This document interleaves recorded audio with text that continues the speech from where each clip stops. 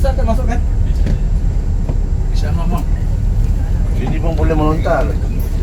Tak sini je depannya ada Duduk ladang nak tanam dulu. Tak, sini boleh melontar. Oh. Kita bawa rezeki lah. Kita datang tak ramai. Tiba-tiba hilang. Cuba lihat belah kanan kita berapa ramai orang. Inilah nikmat bila kita keluar awal, alhamdulillah. Jadi saya yakin dan percaya nanti sampai Jabal Uhud, Bukit Uhud nanti pun tak ramai insya-Allah. Kita selesa lah. Dan kemudian bila pergi ke Jabal Uhud, waktu-waktu pagi macam ni insya-Allah tak terlalu panas insya-Allah, alhamdulillah. Baik. Saya minta izin untuk menceritakan sedikit berkaitan tentang perjalanan Nabi SAW berperang di Jabal Uhud insya-Allah. Jadi sudi kiranya kalau sama-sama kita mendengar berkaitan tentang kisah Nabi SAW, moga-moga ibrah daripada peristiwa perang Uhud di Jabal Uhud, Nabi SAW bersama dengan para sahabat dan yang gugur syahid para syuhada, maka kita ambil pengajaran daripada kisah ini insya-Allah. Saya tunggu bah ni keluar dululah ketika jalan goyang-goyang kanan kiri insya-Allah. Bukit Uhud berada di utara Masjid Nabawi. Okey, ingat sekadar ringkas. Ini Masjid Nabawi. Di bawah ini adalah Mekah. Mekah pergi ke Masjid Quba, Masjid Nabawi, kemudian Jabal Uhud di atas. Satu kepelikan, kenapa Allah SWT Muhammad, orang-orang kafir Quraisy tidak terus menyerang melalui selatan, dia pergi ke utara dan kemudian melalui Jabal Uhud di utara untuk menyerang Nabi. Ini kebiasaan orang-orang kafir Quraisy berperang, menyelinap daripada belakang, dan Nabi SAW dah merancang dah. Jabal Uhud ni satu bukit yang mana dia tahu dah orang kafir mesti lalu sini. Sebab ada banyak tempat perlindungan, ada banyak tempat persembunyian, dan ada tempat-tempat strategik untuk nak menyerang. Sebab itu Nabi dah rancang dah. Dan Nabi SAW dia dah hantar Allah SWT Muhammad 2 orang pengisik. Nanti kita tengok perjalanan kisahnya nanti insya-Allah. Baik. Arif. Jangan lepas, dia tu. Kenapa?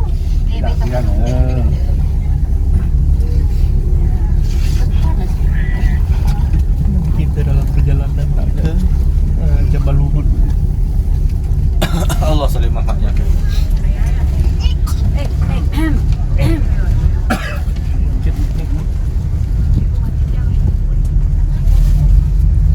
Bismillahirrahmanirrahim.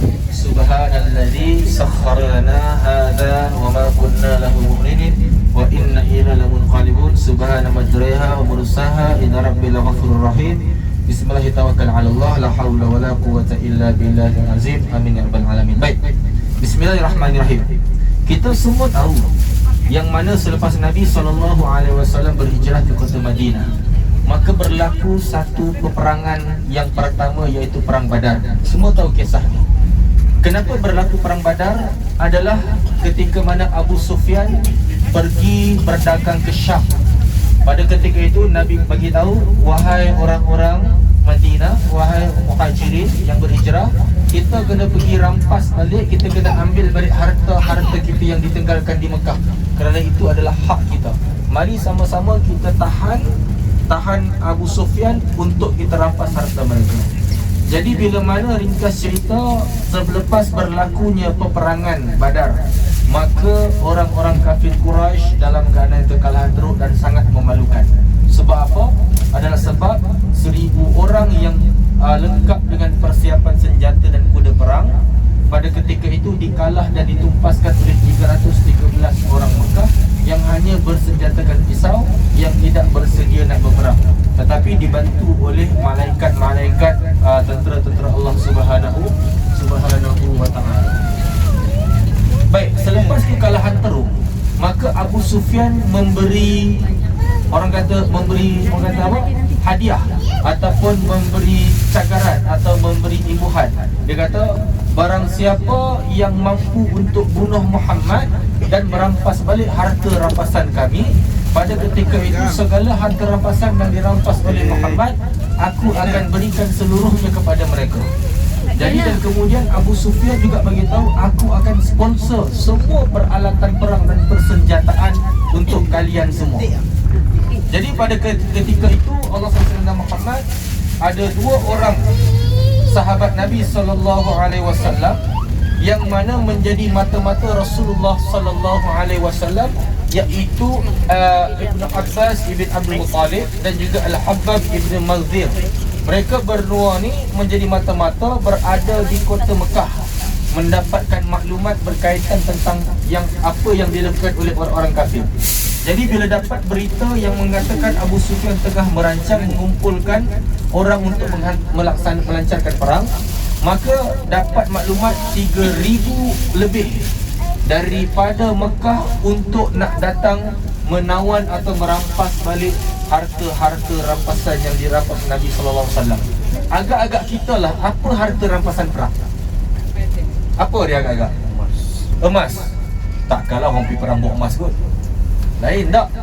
Harta rampasan perang yang paling berharga pada ketika itu adalah senjata. Dulu pedang-pedang disaluti emas, berlian dan permata. Kuda-kuda disaluti dengan kemewahan. Maka senjata pada ketika itu lebih mahal, lebih berharga daripada emas. Maka itulah yang paling berharga yang nak dirampas balik. Kerana pedang-pedang itu sangat berharga bagi mereka dan pedang itu merupakan maruah bagi mereka. Jadi bila Nabi SAW dapat maklumat daripada Ibn Abbas bin Abdul Muttalib dan juga Al-Habbab Ibn Munzir, pada ketika itu Nabi SAW merancang dengan para sahabat beberapa strategi peperangan yang nak dilaksanakan untuk apa? Untuk melawan balik tentera-tentera kaum-kaum kafir Quraisy yang nak datang. Jadi pada ketika itu mereka tahu tabiat peperangan orang-orang Mekah, mereka suka menyelinap daripada belakang. Maka kerana itulah Nabi SAW merancang untuk melancarkan peperangan hendak balik. Orang Mekah nak perang hendak dan Nabi menghendak mereka balik, iaitu Nabi SAW mengumpulkan tentera mereka di Bukit Uhud dan beberapa orang di Jabal Ruman. Jabal Ruman ni jabal yang lebih rendah sikit daripada Bukit Uhud. Nanti kita tunjuk di sana yang Nabi menempatkan beberapa orang pemanah yang hebat, yang diikutai oleh Abdullah bin Jubair. Jadi Allah SWT Muhammad adalah kita sudah sampai di kawasan sekitar Jabal Uhud.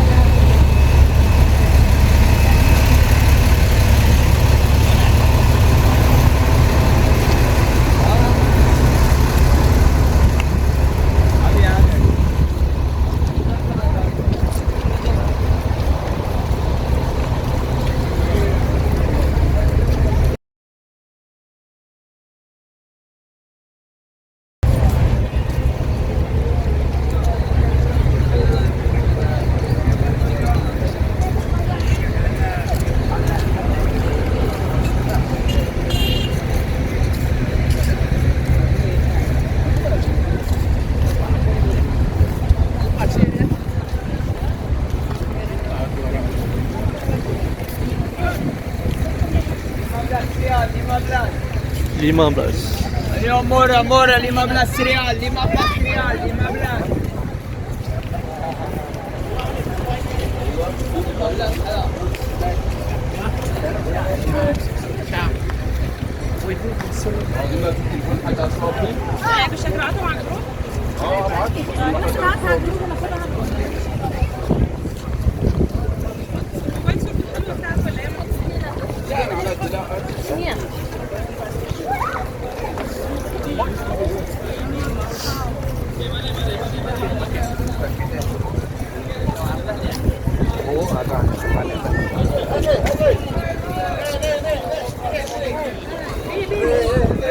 Haji.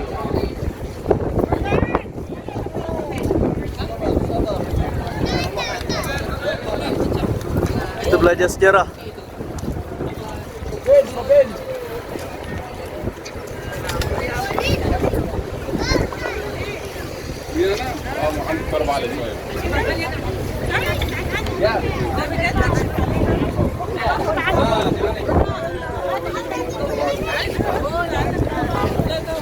Okey.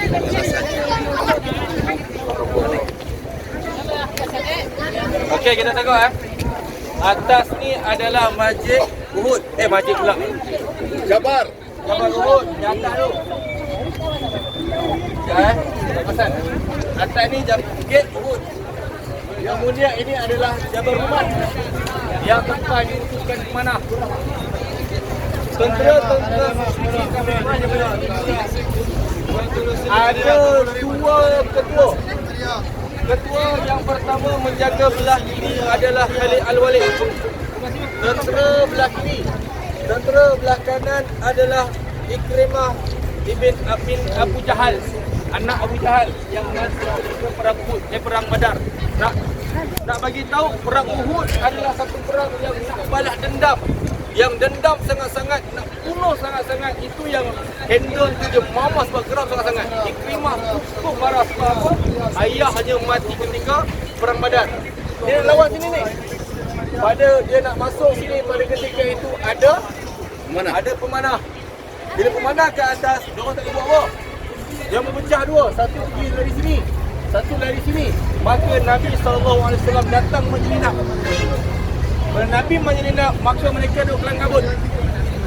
Bila mereka kelang kabut, mereka difaham oleh Nabi SAW dalam keadaan memang dia habis sungguh lah.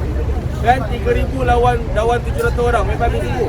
Atas ni hanya ada 50 orang yang dipimpin pemanah oleh siapa? Oleh Abdullah ibn Jubair. Dan kemudian apa kata Nabi kepada pemanah? Wahai seluruh pemanah-pemanah, apapun yang berlaku, apapun yang terjadi, kami hidup atau kami mati, walaupun matinya kami sampai burung-burung datang makan mayat kami, jangan turun. Itu kata Nabi SAW. Jangan turun, kata Nabi. Bila mana Ikrimah dah balik, dan kemudian Khalid Al-Walid balik. Di sini adalah kawasan ladang kurma. Nanti kita tengok ladang kurma tu di mana. Di sini kawasan ladang kurma.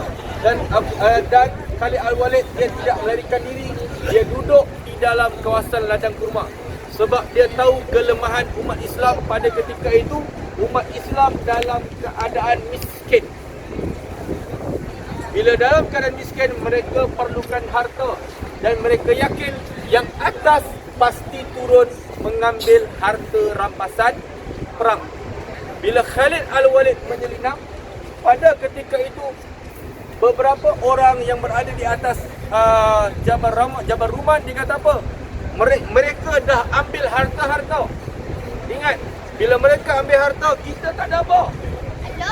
Kita ni duduk atas ni, tapi kita tak dapat apa kita dapat. Pada ketika itu Abdullah bin Jubair kata apa? Jangan turun. Ingat pesan Nabi, jangan turun. Walaupun menang atau kalah. Apa kata mereka? Kita dah menang. Nak tunggu apa lagi?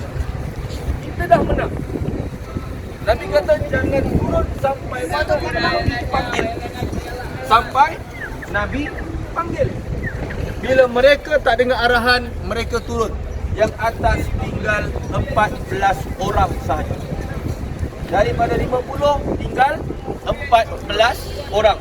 Bila mereka turun ke bawah, Khalid Al-Walid tahu menangnya tentera Islam disebabkan kekuatan atas ni, punca atas ni. Dan kemudian bila mereka turun, Khalid Al-Walid patah balik ke belakang. Dia patah balik ke belakang, dia naik daripada belakang, iaitu naik belakang Jabal Rumat. Bila naik atas, maka Khalid Al-Walid mengumpulkan yang pertama tentera pemanah.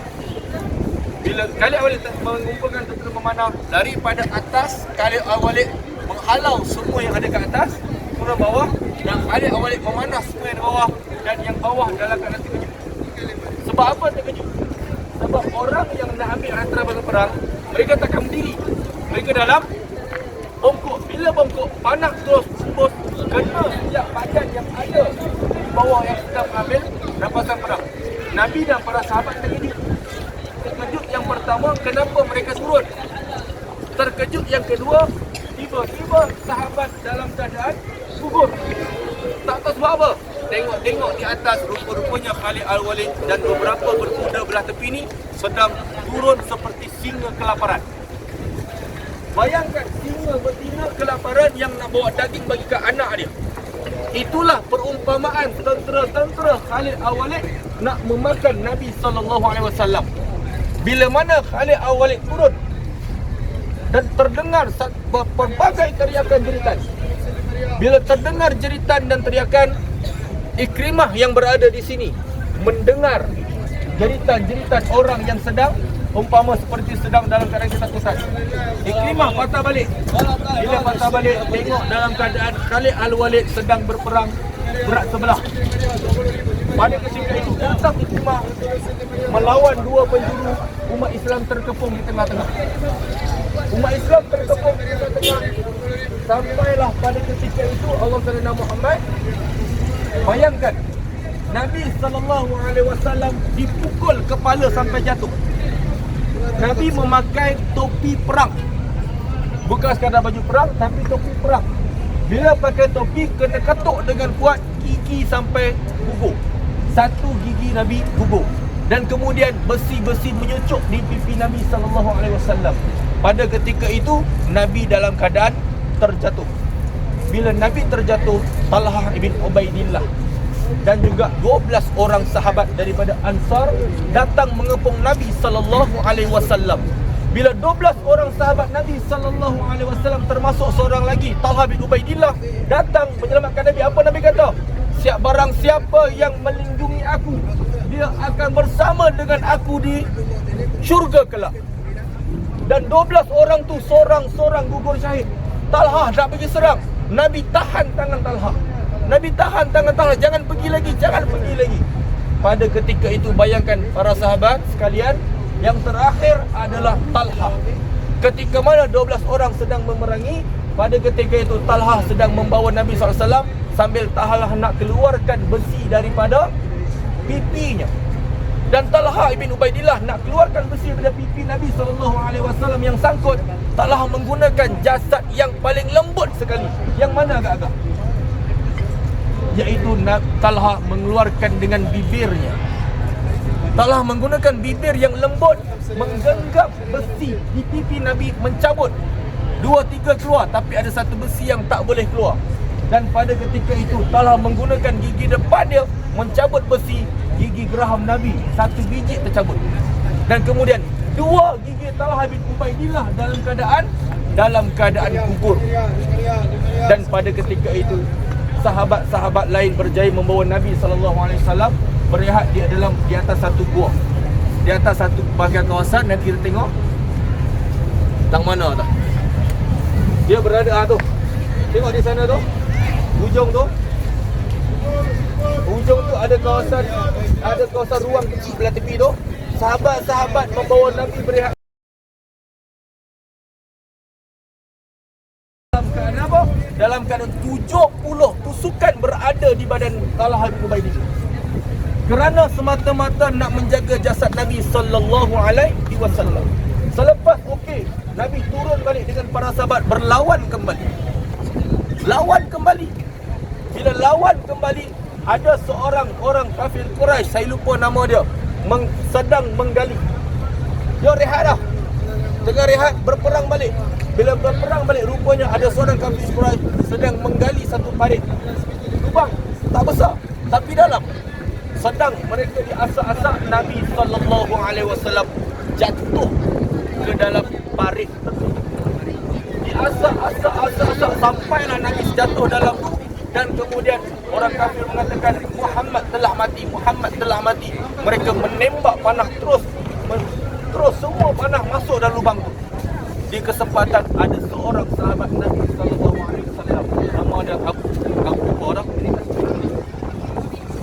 Nampak nyata semua.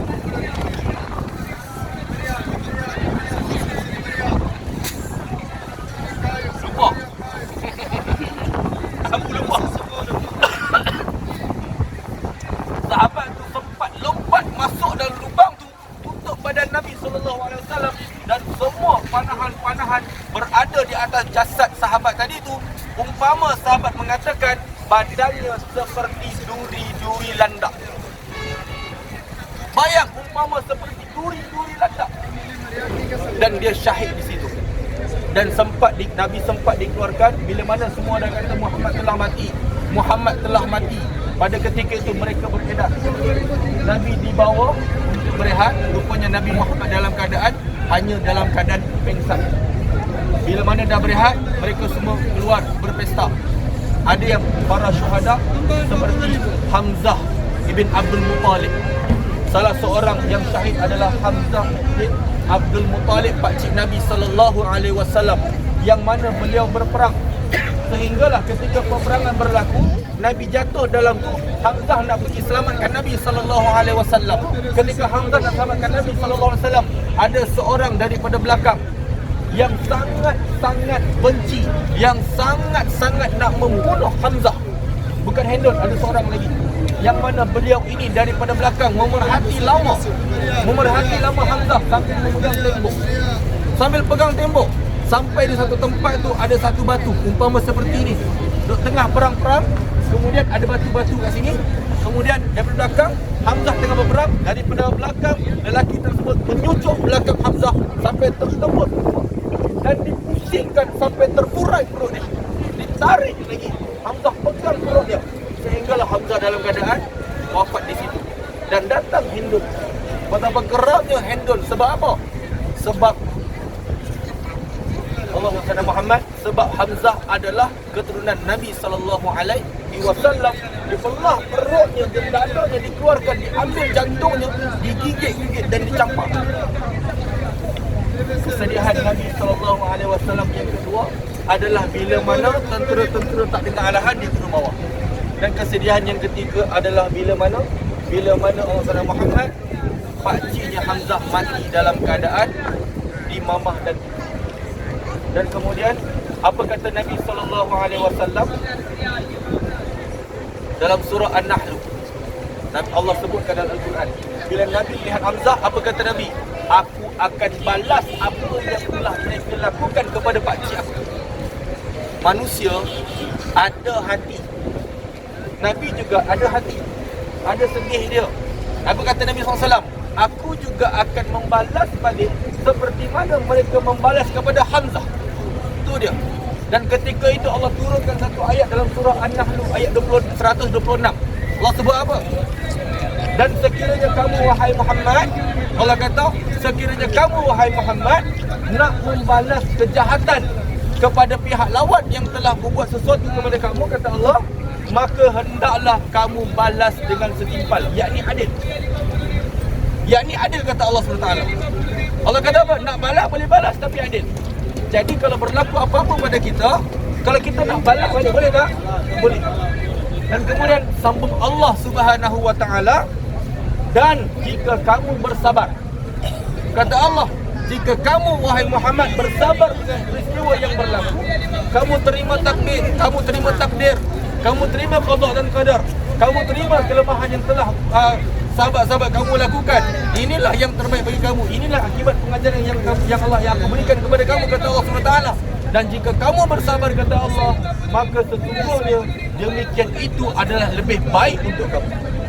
Maka pada ketika itu Nabi SAW lebih mendahului Allah daripada diri sendiri. Nabi lebih memilih cinta Allah daripada kehendak diri kita sendiri. Jadi pengajaran yang ada di sini, para sahabat dan sekalian, ingat, apa pun orang buat pada kita, kita boleh balas balik. Tapi bila kita balas puas hati tak? Puas hati. Kita menang. Tetapi adakah Allah berpuas dengan kita? Maka biarlah kita mengalah, kita sabar. Kita kalah, tetapi kita menang di sisi Allah Subhanahu wa taala. Dan kemudian tuan-tuan, bila mana Nabi SAW melihat para syuhada dalam keadaan mati syahid, 70 orang mati syahid, Nabi dalam keadaan kesedihan. Nabi menangis sedih mengenangkan akan sahabat-sahabatnya yang mati syahid. Pada ketika itu Allah Subhanahu wa taala menurunkan satu ayat yang menggembirakan Nabi sallallahu alaihi wasallam. Apa kata Allah? Dalam surah An-Nisa ayat 104, Allah SWT sebutkan, janganlah kamu wahai Muhammad dan seluruh orang-orang yang berperang di medan Uhud janganlah kamu bersedih, kata Allah. Janganlah kamu bersedih atau merasa hina, atau kamu rasa hilang semangat. Allah kata, jangan. Jangan, Allah kata. Sehingga membunuh musuh kamu kerana jika kamu merasa sakit. Apa kata Allah? Jangan kamu merasa hina, membunuh musuh kamu. Allah kata, jangan kamu berhenti pergi serang. Jangan kamu layan sakit kamu. Jangan kamu layan rasa hina kamu tu. Stop. Pergi teruskan. Sebab apa? Sebab kata Allah, mereka juga merasa sakit seperti kita. 70 orang mati syahid, mereka beratus-ratus orang mati syahid. Maaf, mereka beratus-ratus orang yang gugur, yang mati. Allah kata, kamu jangan sedih sebab mereka juga sedang sedih. Kamu kena kuat, kata Allah. Tinggalkan semua benda tu. Sedangkan kamu pula berharap kepada Allah, sedang mereka tak ada harapan. Kata Allah Ta'ala, jangan stop, pergi kejar, lawan balik sampai habis. Ketika itu Nabi SAW mengumpulkan semua para sahabat. Nabi SAW mengajak untuk serang balik, kejar balik Khalid Al-Walid, kejar balik Ikrimah. Pada ketika itu mereka belum lagi masuk Islam. Melihat Nabi SAW bangkit balik, para sahabat yang berbaki hampir 600 orang lebih, yang syahid 70, jadi 630 orang bangkit balik, kejar balik, kumpulkan apa yang ada, pergi kejar, dengan pantas pergi kejar.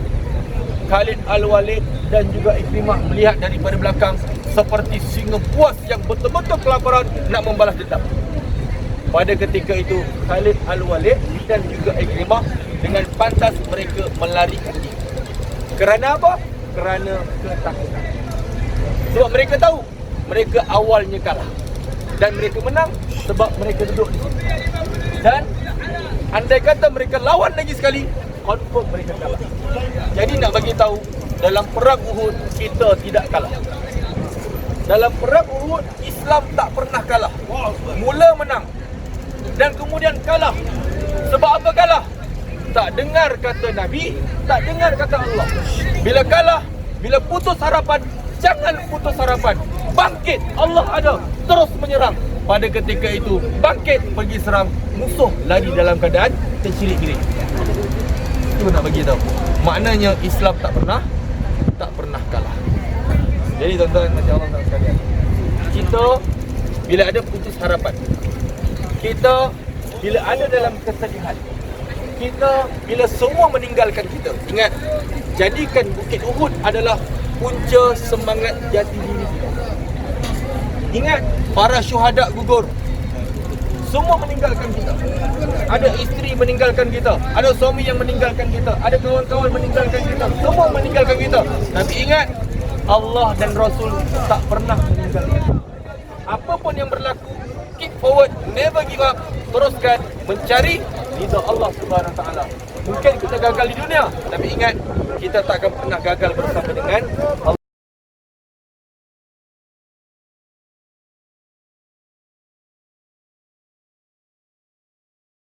Kali kita jatuh, jangan kita jatuh selamanya. Cuba bangkit dan bangkit kerana Allah Subhanahu Wa Taala. Insya-Allah, Allah alam, sebentar lagi kita akan melalui satu tempat, iaitu namanya makam syuhada. Kita akan duduk sekejap, kita baca Al-Fatihah, sampaikan doa, moga Allah Taala tempatkan kita tempat yang baik. Dan saya nak bagi tahu sesuatu, dan kemudian kita akan pergi ke melihat Jabal Rumman. Jabal Rumman kita boleh naik, kita boleh tengok mana tinggi dia, dan kita boleh tengok di mana. Daripada Jabal Rumman kita akan nampak semua hujung sampai ke hujung, kita boleh nampak. Dan saya akan tunjuk dari situ tempat persembunyian Nabi SAW, ketika mana Nabi dipukul sampai Nabi bangkit balik untuk peperangan. Kita akan tengok balik di situ. Dan kemudian insya-Allah lepas habis Jabal Rumman, tuan-tuan boleh bawa pergi ke Jabal apa? Jabal Lontaran namanya. Allahu a'lam, insya-Allah. Sambung perjalanan kita. Assalamualaikum warahmatullahi wabarakatuh.